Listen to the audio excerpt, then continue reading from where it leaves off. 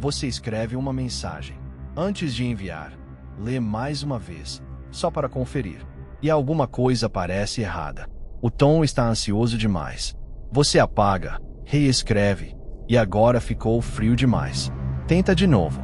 Agora parece forçado. Quando você percebe, passou uma hora inteira, e a mensagem continua ali, parada, sem ser enviada. Se essa cena é familiar, eu preciso te dizer uma coisa que quase ninguém tem coragem de dizer. O seu problema não é a falta de autoconhecimento, é o excesso. Desde criança você ouve que se conhecer é o caminho, que pessoas conscientes de si mesmas vivem melhor, escolhem melhor, amam melhor. Você acreditou. Você virou observador da própria vida. E agora observa cada palavra que diz, cada reação que tem, cada pensamento que passa. Só que ninguém te contou a segunda parte da história. Ninguém te avisou que existe um ponto em que a lupa vira prisão. Que quanto mais você se examina, menos você se encontra. E que algumas das pessoas mais travadas, mais ansiosas e mais infelizes que você conhece são exatamente as que mais se analisam. Isso tem nome. É o paradoxo da autoconsciência. E nos próximos minutos, você vai entender por que ele acontece, o que ele já está custando para você, e principalmente, como atravessar o espelho em vez de ficar preso na frente dele.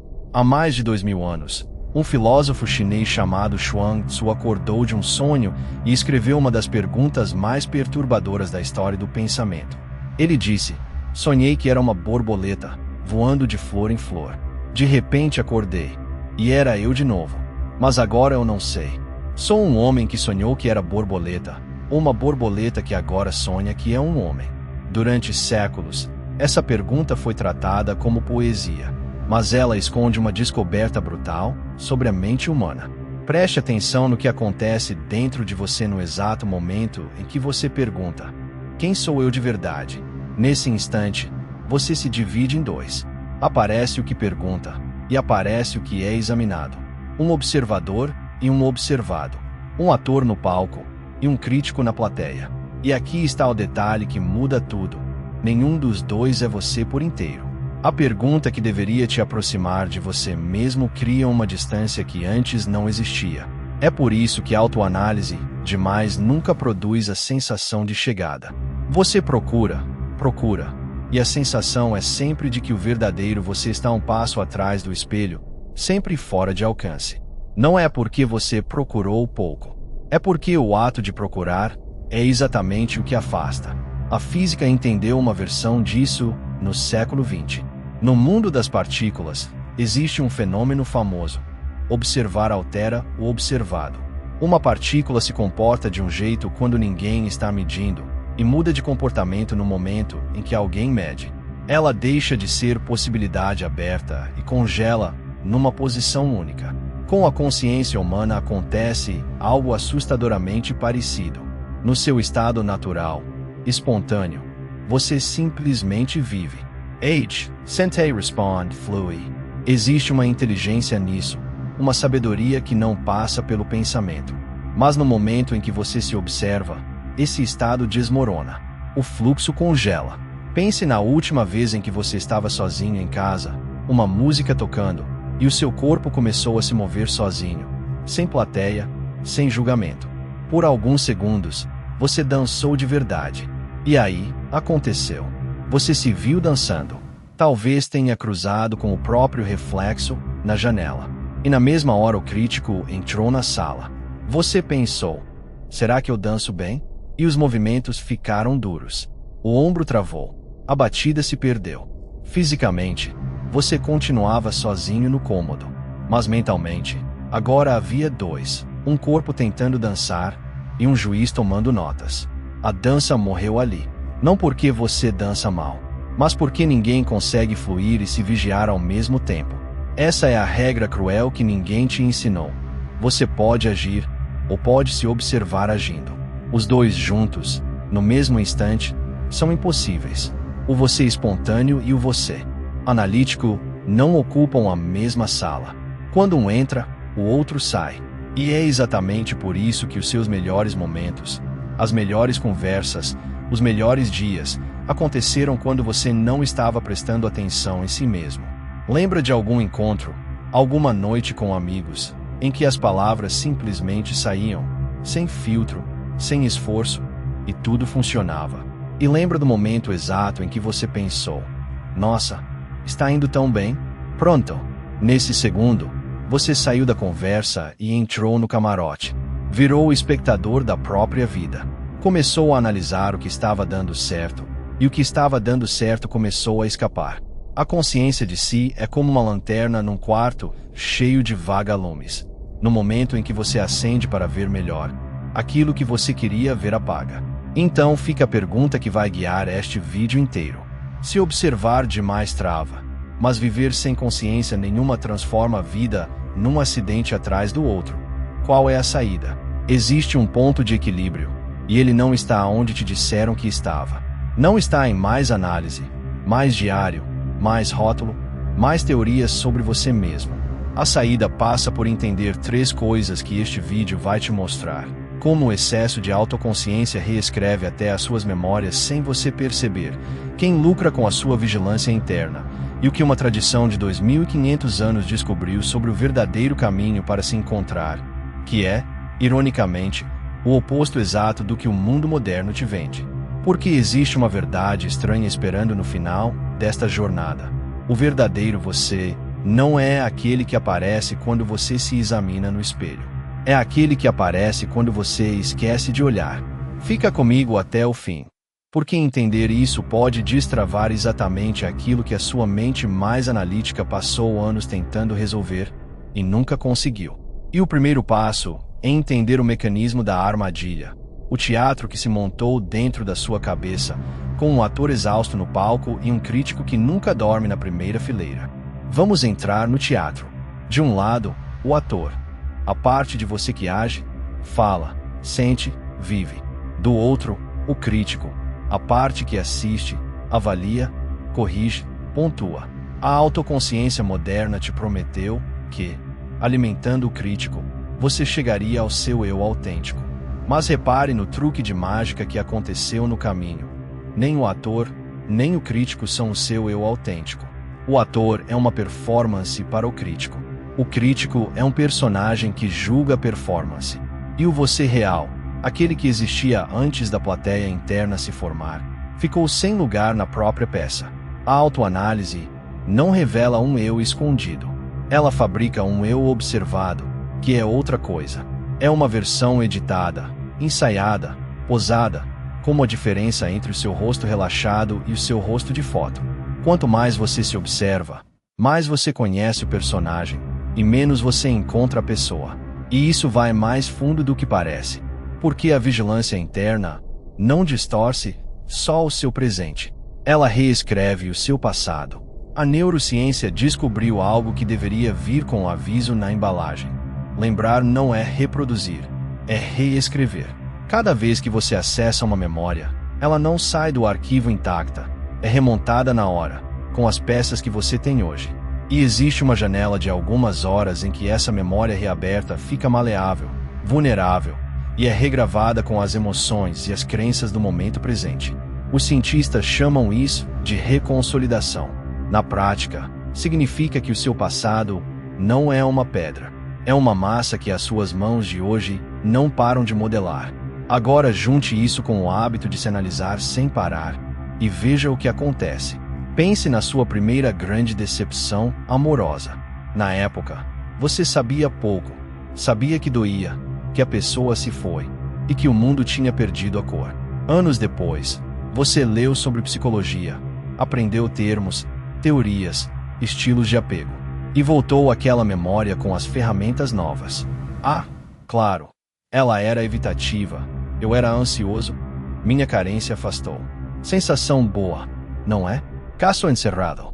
Meses depois, você aprende outra teoria e revisita de novo. Agora a história ganha um novo culpado, um novo enredo, uma nova moral. E a cada visita, a memória original, aquela dor simples e verdadeira de quem perdeu alguém, vai sendo coberta por camadas de interpretação. Você está estudando uma pessoa que não existe mais, com instrumentos que ela não tinha, e chamando o resultado de autoconhecimento. Em algum momento, você não lembra mais do que sentiu. Lembra da análise. O mapa comeu o território. E tem um agravante moderno. Vivemos na era em que todo mundo fala como terapeuta. Palavras clínicas viraram moeda de conversa. E aí acontece uma coisa sutil e perigosa. Você pega experiências normais da vida, o nervosismo antes de algo importante, a tristeza depois de uma perda, o desconforto num ambiente novo, e cola nelas etiquetas pesadas. Trauma, Getilho, transtorno. Só que a memória é maleável, lembra? Quando você reconta para si mesmo um evento comum usando o vocabulário de catástrofe, a reconsolidação faz o resto. A lembrança se ajusta ao rótulo.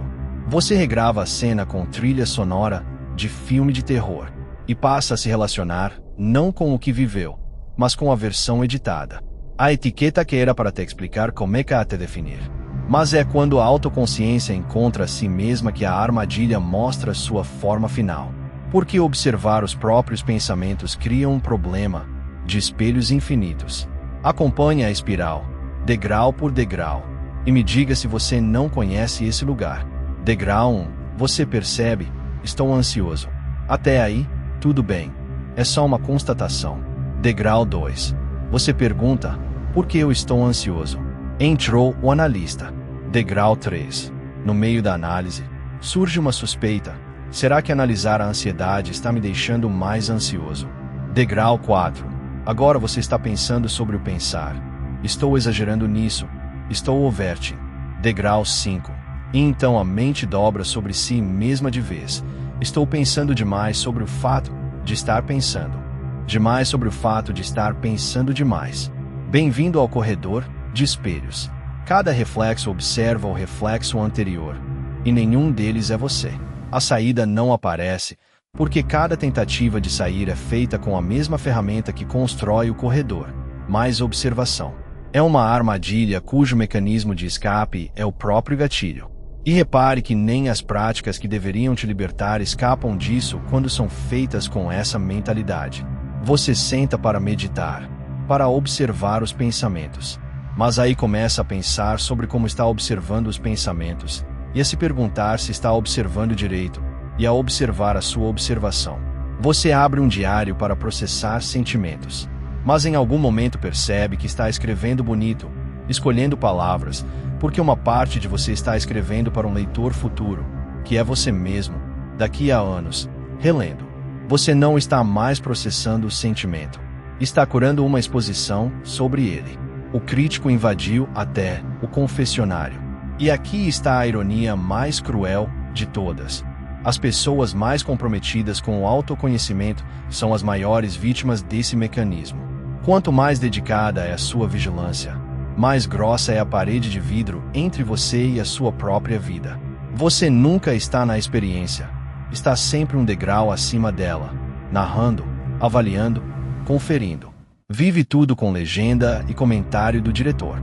E uma vida assistida, por melhor que seja a análise, nunca tem o gosto de uma vida vivida.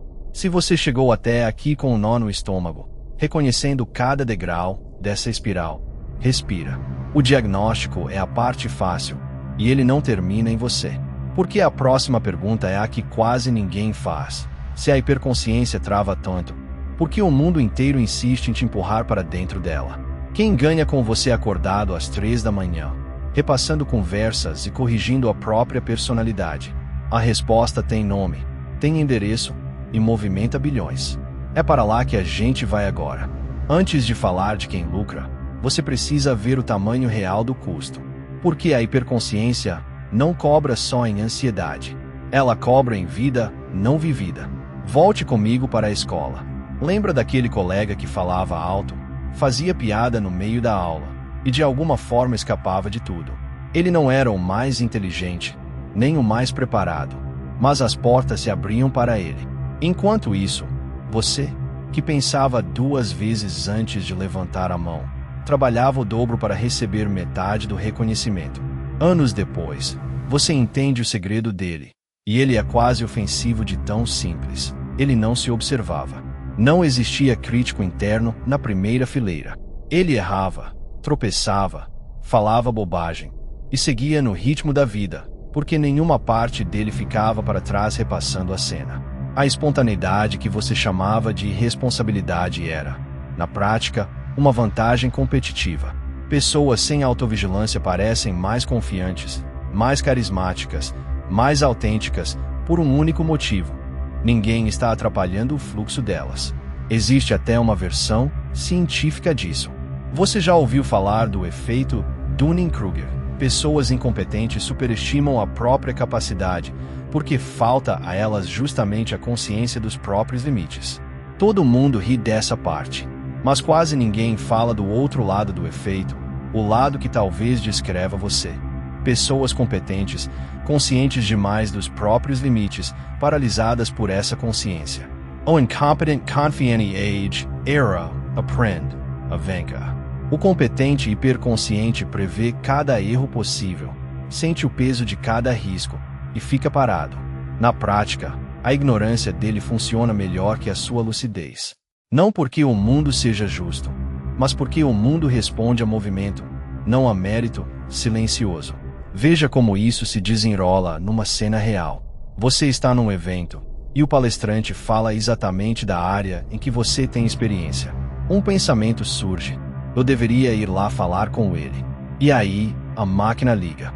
Você começa a montar a frase de abertura perfeita, a esperar o momento ideal, a calcular se não vai parecer interesseiro, ou desesperado, ou inconveniente.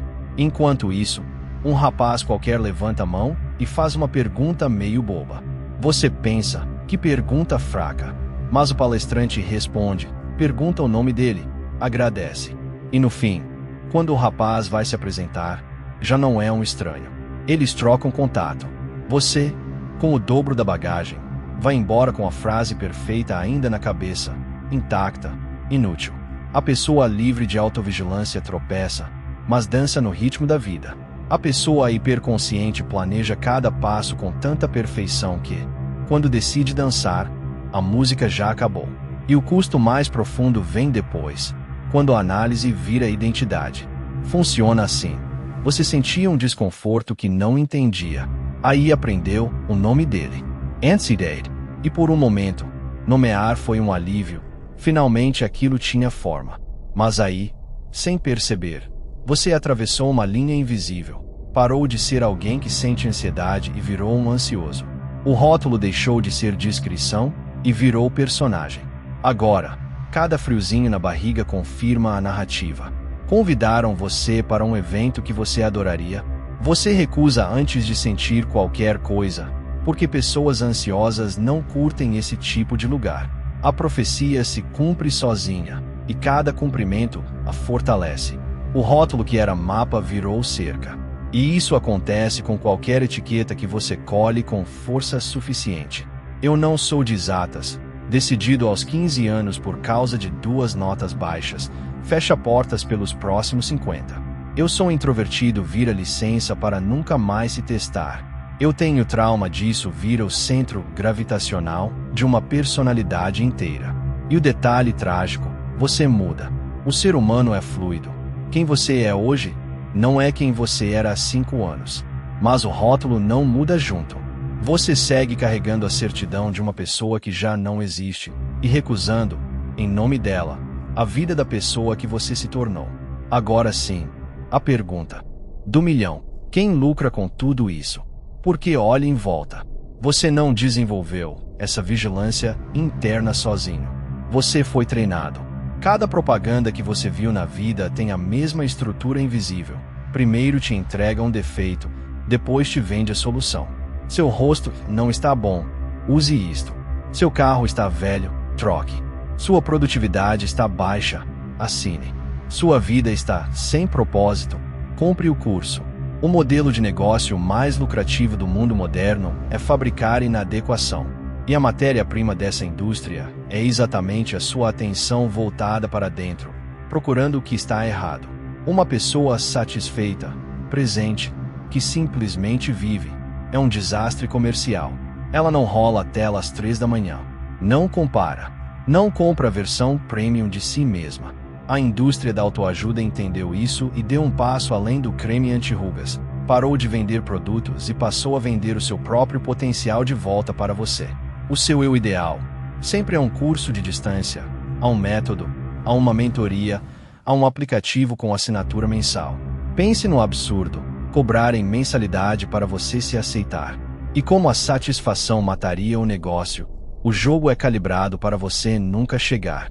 Sempre existe uma nova camada sua para otimizar, um novo defeito recém-inventado, uma nova métrica de sono, de foco, de felicidade. Você não está ansioso porque se conhece demais. Você se vigia demais porque a sua ansiedade é lucrativa. Entender isso não resolve tudo, mas muda o jogo.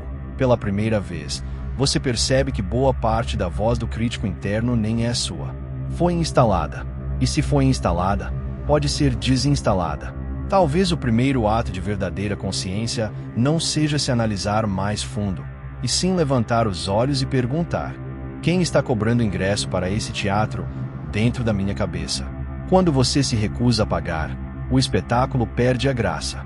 Mas recusar a transação é só metade do caminho. Falta a outra metade: o que fazer com o espelho. E para isso, a gente precisa visitar uma tradição que encarou esse problema há 2 milênios e meio. E chegou a uma resposta que o Ocidente até hoje tem medo de ouvir.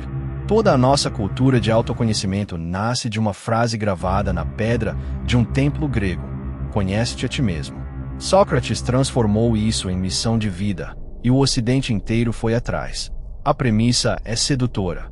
Existe um você verdadeiro, escondido em algum porão da sua mente, e a sua tarefa é escavar até encontrá-lo. A psicanálise nasceu dessa escavação. A terapia moderna, os testes de personalidade, a jornada de autodescoberta dos filmes, tudo bebe dessa fonte. Mas repare numa rachadura curiosa na fundação. Os arquitetos dessa busca nunca encontraram o que mandaram todo mundo procurar. Sócrates dizia ouvir uma voz divina interior que só ele escutava. Freud, o pai da escavação psicológica, construiu teorias sobre a mente humana que a própria ciência depois desmontou peça por peça. Não estou dizendo que a filosofia ocidental é inútil, longe disso. Estou dizendo algo mais desconfortável. E se a premissa estiver errada? E se não existir um eu sólido e definitivo esperando ser encontrado? E se você passou a vida procurando, no fundo do labirinto, um tesouro que nunca esteve lá? Do outro lado do mundo, 2.500 anos atrás, uma tradição inteira partiu do ponto de chegada oposto. O budismo tem um conceito central, chamado anatta. Tradução: não eu. E antes que soe como niilismo, entenda o que ele realmente diz. Não é que você não exista. Você existe. Mas você não é uma estátua soterrada esperando escavação. Você é um rio, diferente a cada instante, e ainda assim carregando o mesmo nome. A água de agora não é a água de ontem, e o rio continua sendo o rio. Percebe o que isso faz com a nossa angústia? Toda a pressão de encontrar o seu verdadeiro eu evapora, não porque você achou a resposta, mas porque a pergunta estava mal feita. Não existe versão final de você para descobrir. Existe um fluxo para viver. O sábio Chuang Tzu, aquele do sonho da borboleta, entendeu isso com uma elegância que ainda desarma. Perguntaram o que ele concluiu. Afinal, ele era o homem ou a borboleta? A resposta dele foi, essencialmente, um sorriso e um dar de ombros. Não um dar de ombros de desistência, um dar de ombros de liberdade. Ele percebeu que a necessidade desesperada de cravar quem você realmente é não é sabedoria. É só mais um apego, talvez o mais sofisticado de todos. E que existe um alívio imenso em simplesmente não precisar da resposta. Até a meditação, que o Ocidente empacotou e vendeu como ferramenta de alta performance, tinha originalmente o sentido inverso. O propósito nunca foi criar um eu mais calmo, mais produtivo, mais otimizado. O propósito era perceber, na prática, que não existe um pequeno gerente dentro da sua cabeça precisando de otimização. Era dissolver o corredor de espelhos, não decorar os espelhos. Nós pegamos uma prática de libertação e a transformamos em mais uma tarefa da planilha de autodesenvolvimento. E agora chegamos ao centro de tudo. O paradoxo completo, enunciado de uma vez. A única forma de se encontrar é parar de se procurar. O verdadeiro você não aparece quando você olha. Aparece quando você esquece de olhar. Ele estava lá na dança antes do reflexo na janela, na conversa antes do nossa. Está indo bem. No trabalho absorvido antes do como estou me saindo. A vida real acontece exatamente nos intervalos em que o crítico se distrai. E se isso é verdade, o caminho prático não é mais análise. É mais experiência direta.